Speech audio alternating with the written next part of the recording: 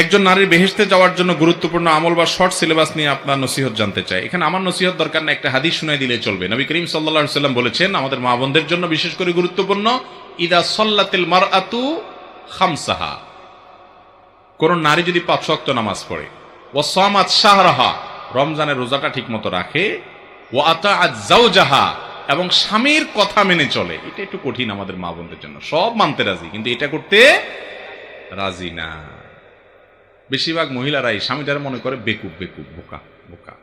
বেশিরভাগ মহিলারা দেখবেন নিজের একটু পণ্ডিত পণ্ডিত মনে হয়। ঠিক আছে, অনেক সময় স্বামীর একটু বোকা থাকে, অনেক সময় বোকার সাজেও, সবই ঠিক আছে, কিন্তু আপনি মেয়ে হিসাবে আল্লাহ তাআলা আপনার জান্নাতে যাওয়ার পূর্ব শর্ত করেছে স্বামীকে আপনি অভিভাবক হিসাবে মানবেন। এখন নারীবাদের নামে যে মুখরোচক জোয়ার চলছে, স্লোগান চলছে, এটাতে আমাদের অনেক মা বোনরা প্রতারিত হয়ে যায়, ধোঁকা পড়ে যায়। আপনি আল্লাহকে খুশি করার জন্য স্বামী যতক্ষণ পর্যন্ত অন্যায় নির্দেশ না করে, অন্যায় নির্দেশ করলে তার কথা মানবেন না, ততক্ষণ পর্যন্ত তার কথা মানার চেষ্টা করেন।